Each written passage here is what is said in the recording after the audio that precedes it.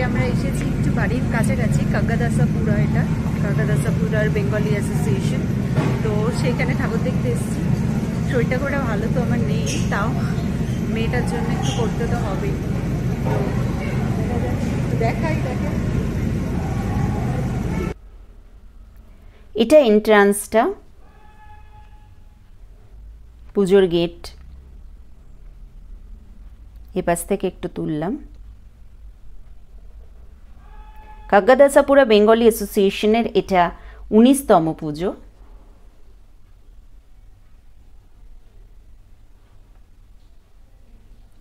কলকাতার পুজো তো আপনারা সবাই দেখেই থাকেন, তো এখানে কিভাবে পুজোগুলোকে অ্যারেঞ্জ করা হয় সেটা দেখানোর আমি একটু চেষ্টা করছি ডিটেলিংয়ে। তো এভাবে দেখুন, ঢোকার মুখে অনেকটা এই জায়গাটা হেঁটে যেতে হয়।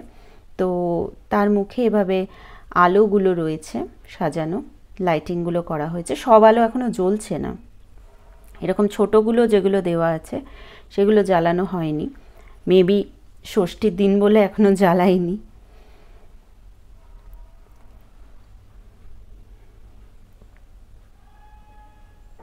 আর এরকম কনফারেন্স হলগুলো থাকে না, তো এরকম বা বিয়ের বাড়ি বা বার্থডে এসব অনুষ্ঠান হয়, এরকম টাইপের এই যে হলগুলো, সেগুলো নিয়ে এখানে পুজোগুলো করা হয়। আর এমনিতেও এখানে তো সারাক্ষণই বৃষ্টির একটা ব্যাপার থাকে, তো অনেক সুবিধা এরকম ভেতরে হওয়ার কারণে।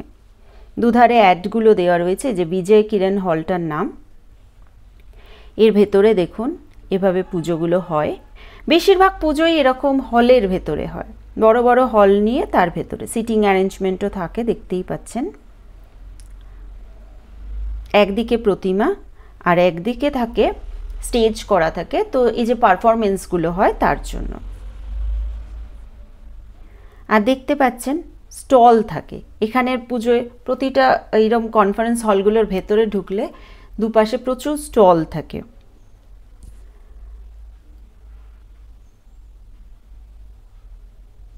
এটা চকলেটের একটা স্টল,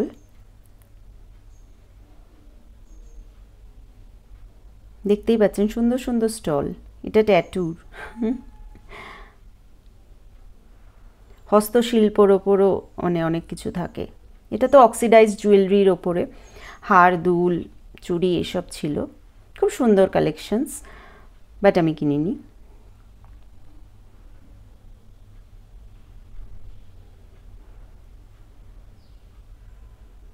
এবার একটু সামনের দিকে এগিয়ে যাচ্ছি, আপনাদের প্রতিমা দর্শন করাবো বলে, আর আমিও করব বলে।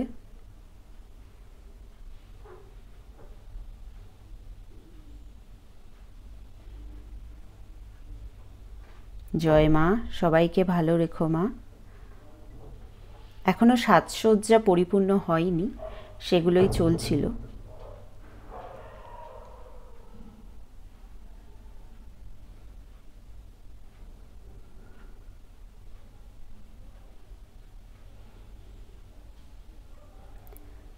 একটু ডেকোরেশনগুলো দেখাচ্ছি। আর ওদিকটায় স্টেজে না পারফরমেন্স চলছিল, যেহেতু বাচ্চাদের চলছিল আমি তাই ওটা দেখাইনি আর কি। ধনুচিগুলো খুব সুন্দর লাগছিল, তো ওগুলো একটু দেখালাম। এবার এরকম খাওয়ার স্টল থাকে, ফুড স্টল, তো দেখতে পাচ্ছেন। কোথাও কোথাও আবার ব্র্যান্ডেড সব যারা রেস্টুরেন্ট আছে তাদেরকেও দেওয়া হয়। এখানে ব্র্যান্ডেড ছিল না, বাট দেখতেই পাচ্ছেন সব রকমই আছে। মিষ্টি দই 100 টাকা। এখানে মিষ্টির দামটা বড্ড বেশি। এটা পানিপুরি কাউন্টার।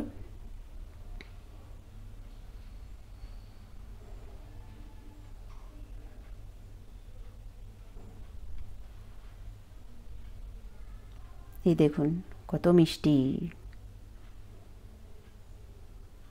আসলে ষষ্ঠীর দিন ছিল তো, আর সব ছোঁয়াছুঁই, তো আমি বেশি কিছু এখান থেকে খেতে পারিনি।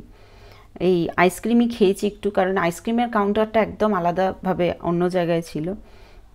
আর এই যে পার্কিংয়েরও পুরো ফেসিলিটি আছে, যাক, আজকের ভিডিওটা এখানেই শেষ করছি। সবাই ভালো করে পুজো কাটান।